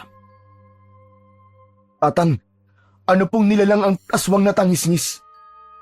Sila ang mga mapaghiganting nilalang sa mga tao. Kumakain ng lamang loob at nakatira sa tambak ng basura. Pero bukod doon, meron din silang lihim na kuta na pinagdadausan nila ng ritual para sa mga katulad nilang aswang. O nga pala, tawagin niyo na lamang akong sa pangalang Lolo Coro.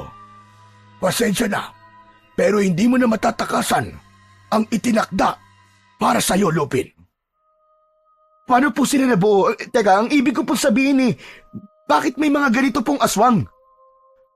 Hanggat may basura, hindi sila mawawala. Pero kung mapapatay ang pinuno nila, saka lang mawawakasan ang paghahari nila. Kung ganun, talaga po palang masamang magtapon ng basura? Teka, ang tungkol naman po sa mutya ng pagong. Paano ko po siya magagamit? Teka, sandali lang. Lupin, hindi pa ako pumapayag sa gusto mangyari na matandang ito. Kung totoong pinatay nila mga magulang ko, mas kailangan umiwas ka sa kanila, Lupin. Baka ikaw naman na mapahamak. Hindi ko nakakayanin na mawalan pa ng isang mahal sa buhay.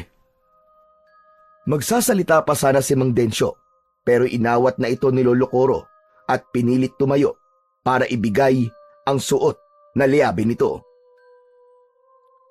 Kunin mo ang sandatang ito, dahil para sa iyo talaga to. At ang mutya ng pagong, butasan mo, ilagay mo sa iyong bisig. Magugulat ka sa lakas ng sandata kapag napasa iyo ang bagay na yan. Hindi biro ang pagsubok na kakaharapin mo. Pero may tiwala ako kay Tony na hindi siya nagkamali sa pagpili sa iyo. Wala na nga nagawa si Mang Densyo para pigilan si Lupin sa pagtanggap ng anak sa sandata. Unti-unti rin itong naunawaan na si Lupin na ang lalaban sa mga aswang, kasama ang kanyang gabay na siya lang ang nakakakita. Pagkasuot na pagkasuot ni Lupin ng liabe ay biglang nagliwanag ang tingin niya sa katawan ni Tony, kapareho ng kulay berdeng liwanag na nagmumula sa mutya ng pagong. Habang pinagmamasdan ni Lupin ang mga sandata, ay bigla silang nakarinig ng mga kaluskos sa dingding ng kanilang bahay. Nakatingin silang apat na may pagtataka, kasabay ng malakas na liwanag na parang itinuturo sa labas ng bintana. Naloko na! Mukhang nasundan nila tayo, Lupin. Gawin mo ang lahat para hindi nila makuha ang mutya ng pagong sa iyo. Pati ang sandata, dahil gagamitin nila yan para tuluyan nilang sakupin ang baryong ito. Mabilis ang pagbaba ni Lolo Coro sa katre, habang si Mang Densyo naman ay kinuha ang itak na nakasabit sa likod ng pinto. Dahan-dahan ang ginawang paglapit ni Lupin sa bintana na pinagmumulan ng kaluskos. Pero papalapit pa lang siya, ay biglang nasira ang pinto. Iniluwa ang aswang na tangisngis, habang inililinga ang paningin niya na parang may hinahanap. Pasinghot-singhot papunta sa gawi niya. Walang gumagalaw na parang alam na nilang sa konting kilos ay malalapitan sila nito. Nang dumako ang mukha nito sa kinaroroonan ni Lupin, bigla itong sumunggab sa kanya. Pero nagawa agad ni Lupin na salubungin ito ng malakas na suntok gamit ang 2 liyabing nasa kamay niya. Ang liwanag naman na nanggagaling sa mutya ay nakadagdag sa lakas ng epekto ng sandata sa tinamaang dibdib nito. Nag-iwan yun ng kulay itim na marka na ang itsura ay parang nagmula sa pagkapaso. Pasadsad pang bumagsak sa sahig ang halimaw na sinamantala naman niya ang pagkakataon para malapitan ang nilalang. Paulit-ulit niyang pinagsusuntok ang mukha ng halimaw ng kanyang aserong kamao. Bilisan nyo! Kailangan na muna niyong umalis dito. Napapalibutan na nila ang bahay nyo. Nagtawag lang sila ng mga kasama. Ilang minuto na lang, malapit na silang makapasok. Tay, sumama na po muna kay Lolo Coro. Doon na muna kayo sa bahay nila. Pero paano ka, anak? Hindi kita iiwan. Tara na! Pareho na lang tayong umalis dito! Hindi na natapos ni Mang Densyo ang mga sasabihin ito nang mula sa likuran ng kanyang ama ay biglang pumasok ang mga tangisngis. Dinambahan agad ng mga ito ang kanyang ama. Maging si Lolo Coro ay nahawakan na rin ng mga nilalang sa tigkabila ang braso habang walang tigil sa pag-angil. Mawalang iya kayo! Huwag niyong hawakan ng tatay ko! Mabilis na kumilos si Lupin na lumapit sa kanyang ama. Dahil nasa loob pa rin sila ng kanilang bahay, ay nahihirapan siyang kumilos. Kaya naman, hindi rin niya napansin ang mas dumadaming puwersa ng kalaban. At hindi niya magawang protektahan si Mang Densyo. Samantalang si Tony ay abala na rin sa pakikipaglaban. Marami itong suntok na binitiwan sa aswang at bumabagsak sa saig.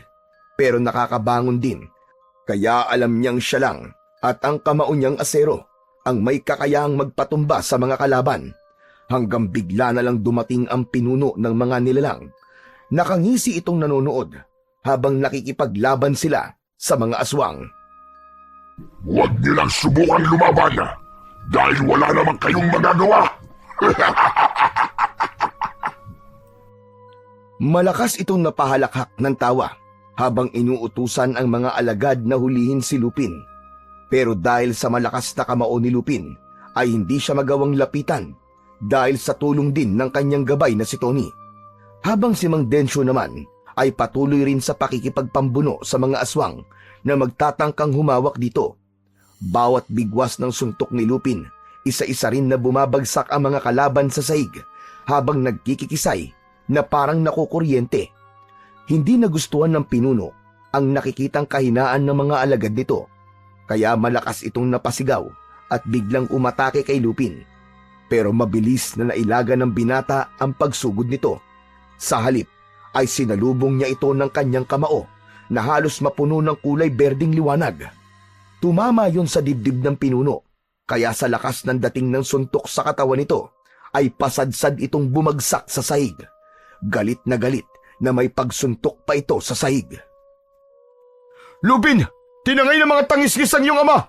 Kasama si Lolo Coro!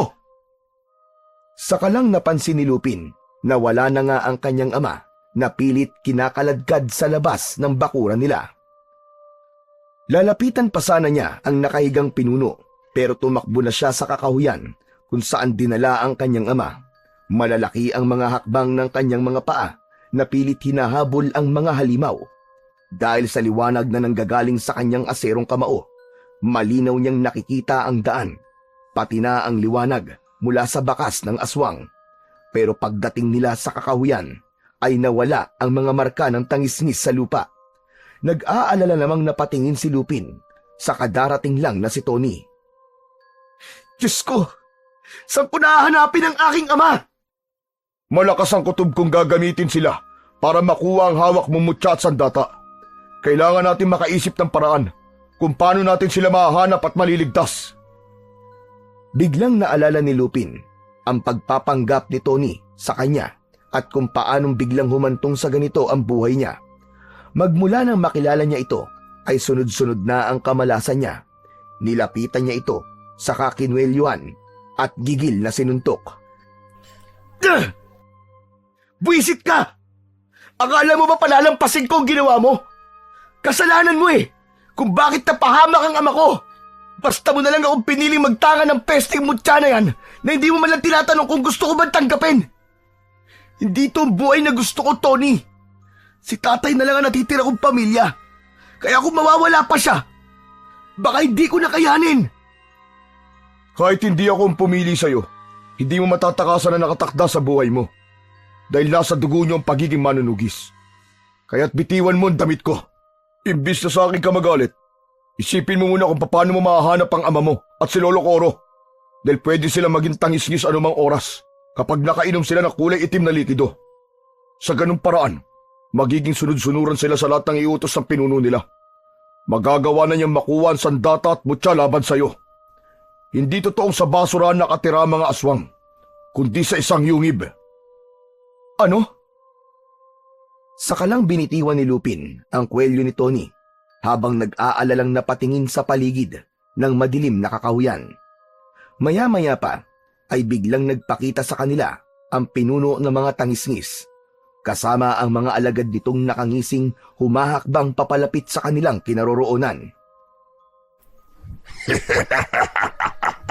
Sige na, tapusin mo na ang ulupong na yan, kasama ng kanyang gabay.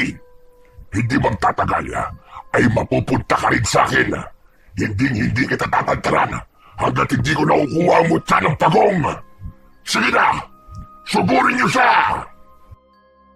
Sabay-sabay na sumugod na nakabaluktot ang mga tangisngis na sumisingot pa sa hangin papalapit sa kanilang kinatatayuan. Sa dami ng mga langaw na nakadikit dito dahil sa basura, ay mas lalong sumingaw ang mababaho nitong mga amoy.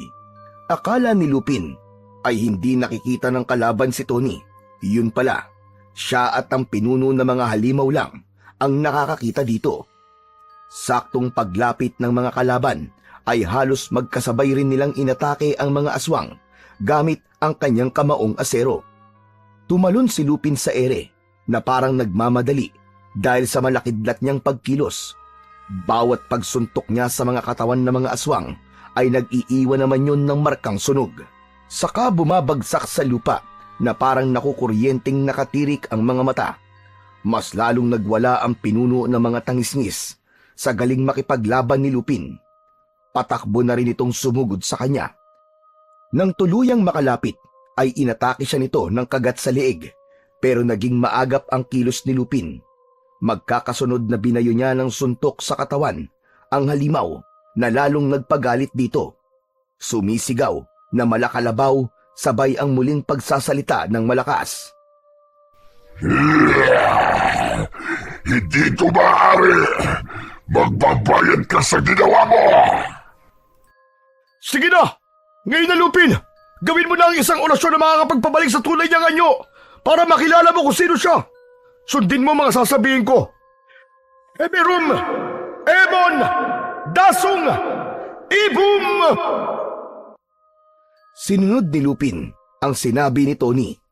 Napataklob sa sariling muka ang pinuno ng mga aswang nang makita nito ang liwanag na nanggagaling sa mutya ng pagong. Gusto man niyang makita ang muka ng halimaw, pero nakatakbo na ito at nakapagtago sa madilim na kakahuyan. Habang ang alagad nito ay naiwang nakikipaglaban pa rin kay Tony. Dala ng matindi niyang galit, ibinuhos niya ang buong lakas sa pagpatay sa mga natitira nitong mga kasama. Nagtira lang sila ng isang tangisngis na hindi lumalapit sa kanila para makipaglaban. Nakita niyang may sugat ang hita nito galing sa itak na armas ng kanyang ama.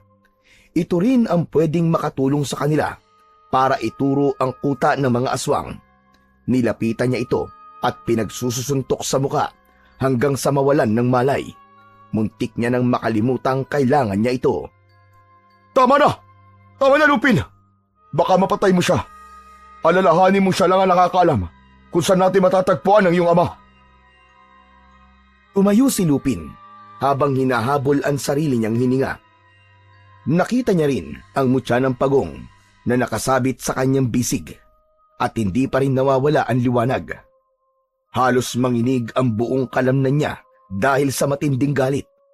Muli siyang sumulyap sa lugar na pinasukan ng halimaw habang naluluwa ang mga mata sa sobrang pag-aalala para sa kanyang mahal na ama. Hindi ako titigil hanggat hindi ko nahanap ang kuta ng mga halimaw na yun.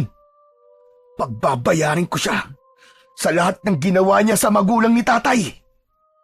Ano na ang balak mong gawin sa bihag? Pipilitin ko siyang maituro kung nasaan ang kanilang kuta at lulusob tayo para ubusin ang kanilang lahi. Halos pakaladkad na hinila ni Lupin ang mabahong katawan ng tangisngis. Saka dinala sa may tambak ng basura at dun hinintay nilang magising ito. Sa pagmulat agad ng mata ng aswang ay mahigpit niyang hinawakan ang malagkit nitong bibig. Sa kapilit na pinagsasalita, hindi niya pinansin ang nakakadiring malapot na likido sa balat nito. Idagdag pa ang mabahong natutuyong katas ng dugo mula sa paglapa nito ng mga hayop. Ikaw na hayop ka. Saan kayo nagtatago? Magsasalita ka. Alam kong kaya mo magsalita. Sa palagay ko, ang pinuno lang nila may kakaya makapagsalita. Hayaan natin siyang ituro na lang ang kanilang tirahan. Pero sa tingin ko magmamatigas to. Hindi niya basta-basta ituturo ang kanilang kuta. Walang imposible sa iyong armas. Ipakita mo ang kamaong asero mo. Takutin mo siya ng liwanag na nanggagaling dito. Ganun nga ang ginawa ni Lupin. Para itong tao kung takutin niya, malaman lang kung saan dinala ang kanyang ama. Ang dating sugat ng aswang ay dinukot ni Lupin gamit ang kanyang mga daliri para mapilitan itong magtapat. At dahil sa nararamdamang sakit, namilipit itong umangil na parang asong nasasaktan. Sa hindi malamang dahilan, itinuro sila nito pabalik sa bahay nila. Abat sira ulo ka! Pinaglololoko mo ba kami, ha? Mukhang tama siya, Lupin. Nagsasabi siya ng totoo. Sa ginawa mo ba naman sa kanyang sugat baka kahit pagpatay kay Jose Rizal, aminin niya. Tumigil ka! Hanggang dito ba naman nakukuha mo pa rin magloko? Seryoso ko. Buhay ng aking ama nakataya rito. Baka nakakalimutan mo may kasalanan ka pa rin sa akin. Sinasabi ko lang na tama ang kanyang mga sinasabi. Kaya tara na. Bakit kasi palagi na lang mainit ang ulo mo? Pinapakalma lang kita, Lupin. Dahil nakikita ko nawawala ka na sa tamang diskarte. Dahil nagpapatalo ka na sa galit mo. Maniwala ka sa akin. Hindi nila basta-basta papatayin si Mang Densyo. Dahil hindi pa nila nakukuha ang gusto nila sa'yo. Saka lang kumalma ang loob ni Lupin habang nakatingin ng matagal sa mukha ni Tony. Nawala na ang liwanag sa katawan ng kaibigan at napalitan ng dating anyo na kalmado. Tumayo sila at patulak niyang pinaglakad ang halimaw kahit hirap ito sa pagtayo at hindi nakikita ang daan. Mahigpit niyang kinapitan ito sa braso hanggang pagsapit nila sa kanilang bahay. Ayaw mawala ng kaba niya sa dibdib. Pakiramdam niya ay may matutuklasan siyang lihim sa bahay ng kanyang ama. Iginala niya ang kanyang paningin sa lugar kung saan ang mga dingding ng kubo ay sinira na ng mga nilalang na umatake sa kanila kanina. Nandoon pa rin ang mga nakahandusay na katawan na mga napaslang nilang tangisngis. Sunog at matigas na ang katawan na parang kahoy. Talagang hindi kinaya ang epekto ng kanyang kamao. Ipinatong niya ang bahay ng pagong sa batong nasa paanan ng hagdan, saka ginamit ang dulo ng itak ng kanyang ama na siya namang ipinangbutas niya sa bahay ng pagong. Kumuha pa siya ng isang tali at isinuot doon at mas sinigpitan niya ang pagkakakabit nun sa kanyang bisig. Nang maihanda niya na ang mga gagamitin, ay sinundan na nila ang nagpaunang nilalang na hindi nawawala ang pag-angil. Dumiretso ito ng pasok sa loob ng silid ng ama. Kahit nagtataka, ay napasunod sila dito. Ganon din si Tony na nakakunot ang noo habang sinusundan nila ng tingin ang nilalang na nakaturo ang daliri sa ilalim ng katre ng kanyang kama. Mabuti na lang at may bukas na lumang gasera na ginamit nila para tignan ang sahig sa ilalim. Pinaglololoko mo yata ako, siraulo ka eh. Saan niyo ba talaga dinala ang ama ko? Bakit dito sa ilalim ng katre ang tinuturo mo? Samantalang sa kakahuyan sila na wala. Teka, ako na ang titingin. Palagi ka na lang nakasigaw. Lumuhod si Tony para silipin ang ilalim ng katre, habang pinagmamasdan ni Lupin ang nilalang na bihag nila. Hindi ito makagalaw dahil sa mahigpit na pagkakahawak dito ni Lupin. Ilang sandali pa ay tumayo na si Tony at inalis ang katre na nakaharang sa sahig. Pati na ang ilang mga gamit na masasabing matagal na dahil puno na ng alikabok. Napansin agad ni Lupin ang maliit na panara ng pintong nakadikit sa kawayang sahig. Pati na ang lumang kandado na madali lang nilang natanggal dahil kinakalawang na. Sinasabi ko na nga ba, at isang lagusan ang itinuturo ng halimaw na yan. Parang may kaugnayan pa sa paghahanap natin sa kuta ng mga aswang. Pambihira!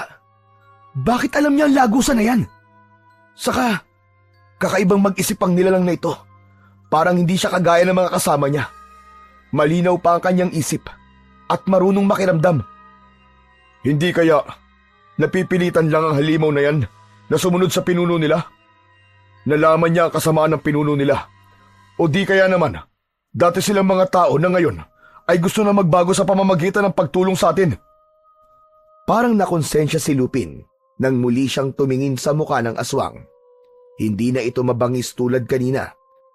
Para na itong ordinaryong hayop, nakahawig ng aso na panay ang sunod lang sa kanila. Maya-maya pa ay nabuksan na ni Tony ang pinto ng sahig na yon, saka muling tumingin sa kanila na may pagtataka. Maingat ang ginawang pagbaba ni Lupin at Tony sa lumang hagdan, kasama ang nilalang na bihag nila. Tahimik itong nakasunod sa kanila na panay pa rin ang pag-angil na kagaya ng sa nauulol na aso. Habang bumababa sila sa baitang ng hagdan na gawa sa kawayan, ay napansin nilang parang panahon pa ito ng Kastila. Malinaw nilang nakikita ang lugar dahil sa ilaw nilang lumang gasera. Idagdag pa ang liwanag na nanggagaling sa mutya na suot ni Lupin. Paglapag nila sa saig ay iginala niya ang kanyang paningin. Parang tunnel yun na may mga bato sa bawat pader. Ang itsura ng bawat kanto ay parang sinadya ang pagkakagawa, pero halos hindi nila makita ang dulo ng makipot na daan. Matagal na panahon na ako nakatira sa bahay na ito, pero ngayon ko lang nalaman na may lihim palang silid sa lugar na ito. Hindi ito lihim na silid, Lupin, kundi isang sikretong daanan papunta sa mga kuta ng aswang. At tinulungan tayo ng nilalang na yan dahil siguro hindi niya na masikmura ang pinagagawa ng pinuno nila. Ewan ko, pero mahirap pa rin magtiwala sa kanya dahil kampon pa rin siya ng kadiliman. Ang kanyang itsura ay parang mukha ng matandang babae, batay na rin sa kanyang kahinaan. Ipinagpatuloy nila ang paglalakad habang nakikiramdam sa lugar na madadaanan nila. Kasing lapad lang yon ng 2 dipa. Ang mabatong sahig ay maraming buhangin, maging ang kanilang mga salita ay kasing tinis ng tunog na nasa loob ng lata. Pagkaraan ng ilang minutong paglalakad, ay pinatay ni Tony ang kanilang gasera nang makita nila ang liwanag sa nanggagaling na sulo sa mismong bilog na balon. Napatingin sila sa ibaba at dito nila nalamang isang yungib ang dulo ng lagusan. Mula sa kanilang pinagtataguan ay kitang-kita ni Lupin ang kanyang ama na nakatayo sa gitna kasama si Lolo Coro. Nakagapos ang mga kamay sa gitnang haligi na nakatayo o malapit sa pinuno. Habang sa gilid naman ay ang mga tangisngis na sabay-sabay na umaangil. Saktong pagtingin ni Lupin ay biglang nagbago ang anyo ng pinuno. Halos manlaki ang kanyang mga mata nang makita kung sino ang nagsasalita. Ano? Ang tigas kasi ng ulo mo eh. Binalaan na kitang umalis na kayo sa bahay ng mga magulang mong walang kwenta. Pero nagmatigas ka pa rin. Nakisali pa ang magaling mong anak. Kung ganon, isa ka palang halimaw na siyang pumatay sa mga magulang ko. Ang kapal ng mukha mo. Pagkatapos kanilang alagahan at pakainin, ito pa ang igaganti mo sa kanila. Isa kang ahas. Traidor ka! Hindi naman sana aabot sa ganito ang kamatayang sinapit nila. Nalaman ko lang naman na sila pala ang pumatay sa mga magulang ko. Masyado kasi silang pakialamero. Nalaman ko rin na dating manunugis ng aswang si tatay. Kaya ng isang araw na mahuli niya ako at nakita rin ako ng ating ina. Abay, ginawa ko lang ang nararapat sa kanila. Pero huwag ka mag-alala. Hindi naman ako masyado masama. May ginawa pa rin naman akong maganda. Dala ng matinding galit ni Mang Densyo ay nagpupumilit pa itong makawala sa pagkakagapos at isinisipa ang kaliwang paa sa nakatayong si Mang Leo. Isang malakas na suntok ang pinakawalan nito sa katawan ng kanyang ama. Nakitang lahat yon ni Lupin.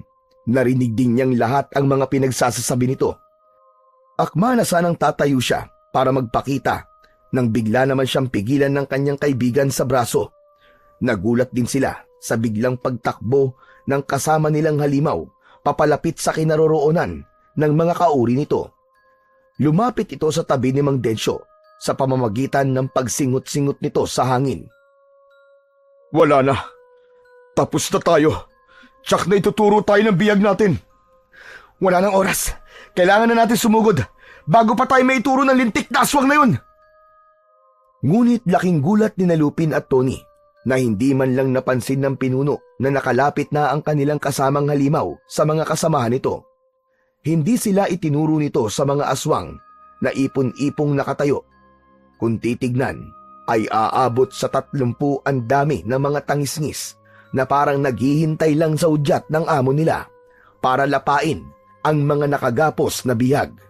Kaya naman, habang pinagmamasdan ni Lupin ang dugo ang ama, ay parang binabasag ang kanyang dibdib sa galit. Kapag hindi na ibigay ng magaling mong anak ang hinihingi kong mutya, magkasabay kayo maililibing dito ng buhay.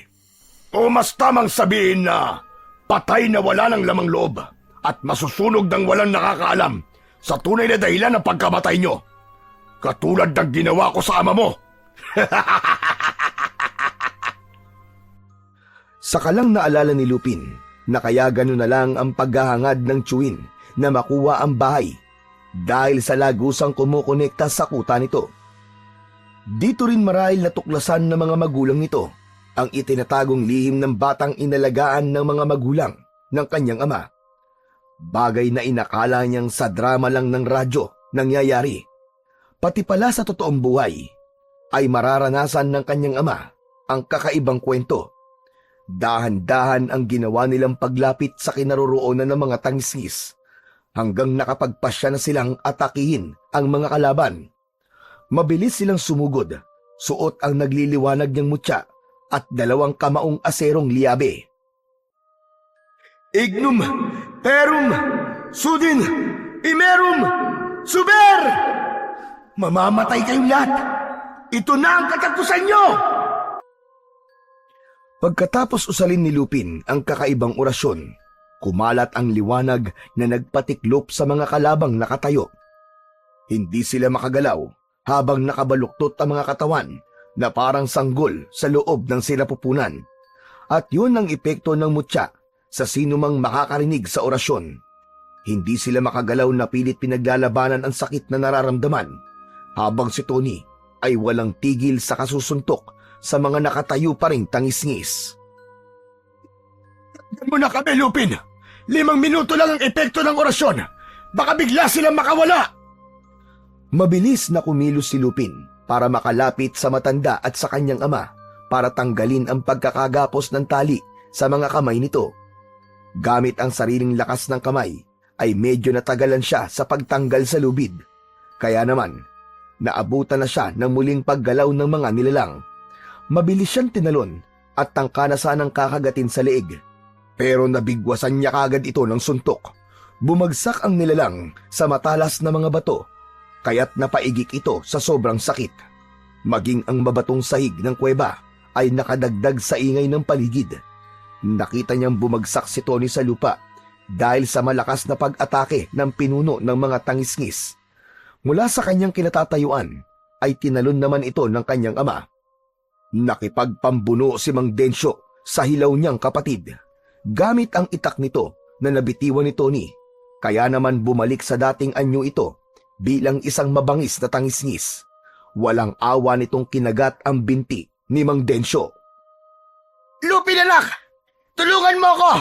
Patayin mo na ang halimaw na ito! Tay! Dala ng matinding pag-aalala, mataas ang talon ni Lupin na bumagsak sa mismong likod ng pinuno. Ang ginamit niyang pangtukod ay ang kamaong aserong may tinik. Kasabay ng malakas nitong sigaw, ang pagbaon ng talim ng kanyang sandata sa katawan ng pinuno ng mga aswang.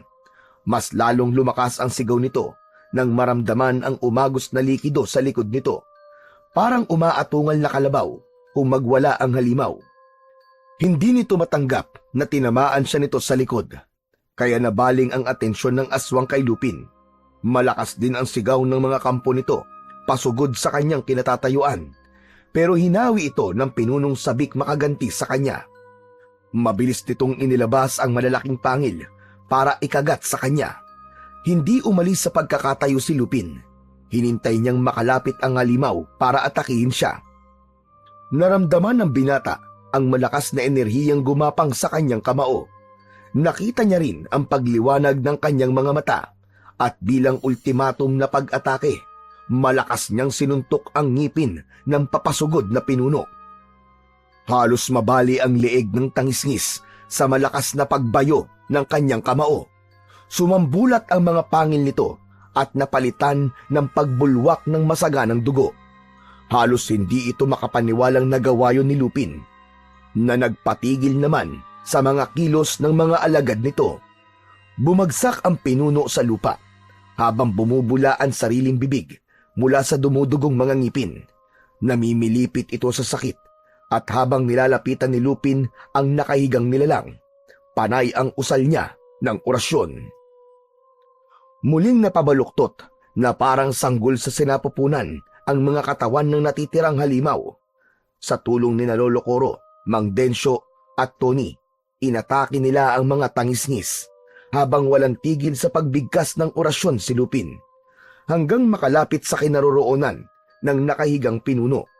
Sinakyan niya ito sa tiyan at itinaas niya ang tila nakel na nakasuot sa kanyang kamao.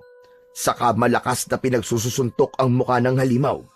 Dahil sa pagkadurog ng mga buto nito sa leeg, ay hindi na nga ito nakaganti. Paulit-ulit niyang inundayan ito ng suntok. Naramdaman niya ang paglapit ni Mang Densyo. May hawak itong itak. Namumula ang mga matang nanginginig ang mga kamay. Habang nakatapat sa dibdib ni Mang Leo, ang hawak na itak ni Mang Densyo. Pinatay niya mga magulang na nagpalaki sa kanya. Ang nanay at tatay ko. Nawalan ako ng mabubuting ama at ina dahil sa ginawa ng halimaw na ito. At dapat sa kanya mamatay. Kasabay ng malakas na pagsigaw ni Mang Densyo, ang malakas ding pagtarak nito ng hawak na itak sa dibdib ng pinuno ng mga tangisngis. Wala lang reaksyon sa katawan si Mang Leo, indikasyong binawian na ito ng buhay. Nilingon naman ni Lupin ang iba pang mga tangisngis, saka sinugod niya ang mga ito at pinagbababayo niya gamit ang kanyang kamao. Nagmistula siyang hayok sa pagpatay ng maalala ang pagkamatay ng kanyang lolo at lola. Malalakas ang bigay ng bawat suntok niya sa mga tangisngis na panay lang ang pag-angil habang hindi makagalaw. Maging ang mga pang-amoy nito ay bigla ring nawala dahil sa epekto ng orasyong inusal niya. Ilang minuto ang itinagal ng kanilang labanan bago bumagsak ang mga ito sa mabatong sahig ng kuweba habang bumubula ang mga bibig. Nagkikikisay na nakatirik ang mga mata at ang mga pangin nila ay nakapagtatakang biglang mga naputol hanggang sa tuluyan ng bawian ng buhay. Nagmistulang mga sunog na kahoy at kasing kulay ng uling na parang natuyuan ng mga dugo. Naputol ang kanila mga pangil dahil sa pagpupumilit nilang makawala sa bisa ng orasyong sinambit mo. Kasing tigas ng pagong ang epekto nito sa katawan nila na maging ang pagkuskusan ng kanila mga ngipin ay di nila mapipigilan. Kaya naman, walang tigil ang kanilang pag-angil dahil dito nila ipinapakita ang sakit na kanilang nararamdaman. Kaya po pala naputol ang kanilang mga pangil dahil kahit na anong gawin nila, hindi sila makawala. Tatang, tapos na po. Ibinabalik ko na po itong liabe nyo.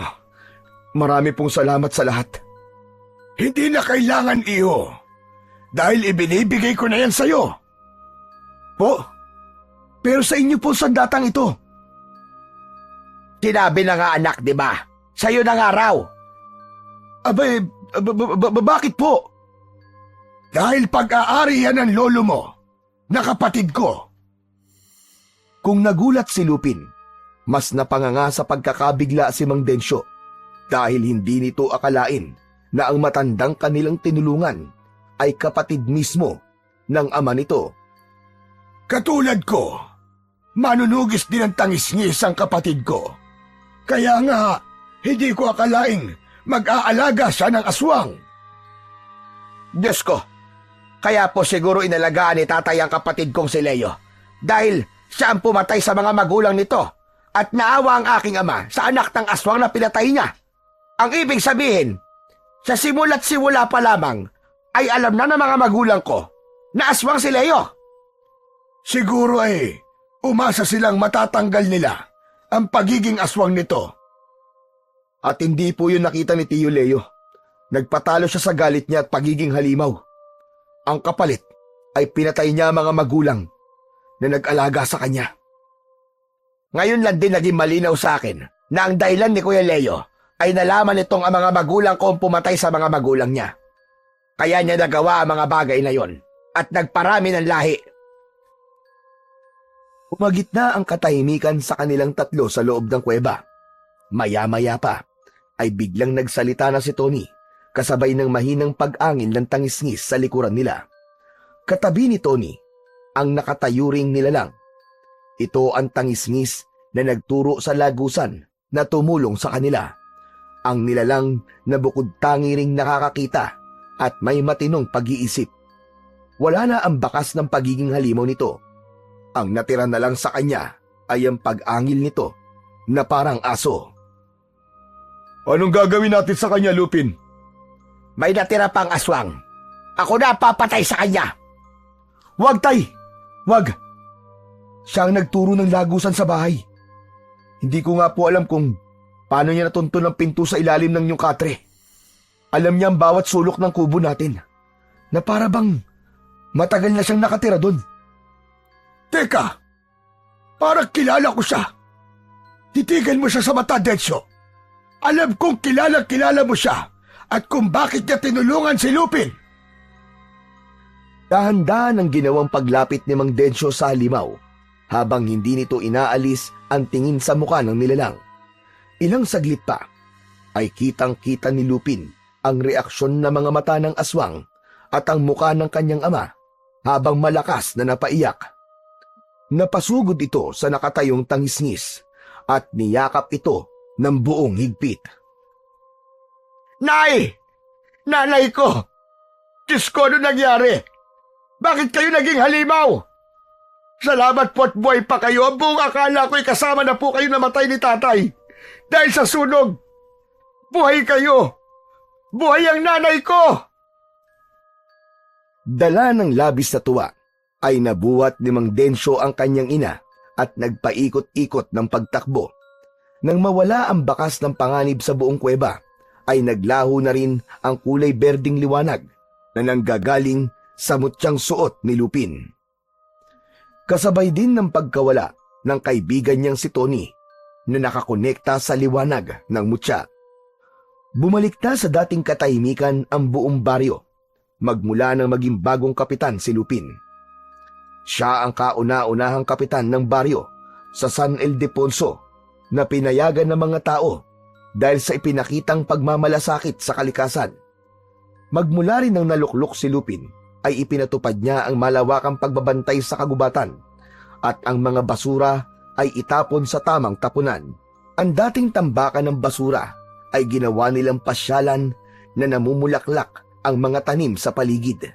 Ang kanya namang lola ay unti-unti nang bumabalik sa pagiging tao sa tulong ni Lolo Coro na isang mahusay na albularyo dahil sa pagkakaroon ni Lupin ng kamaong asero sa pamamagitan ng liabe. Bukod sa batuta, ang lahat ng kanyang tanod ay nakasuot na rin ng sandatang katulad ng sa kanyang armas. Laban sa mga pasaway na mga tao at sa mga nilalang ng kadiliman na maaaring sumalakay sa kanila sa hinaharap.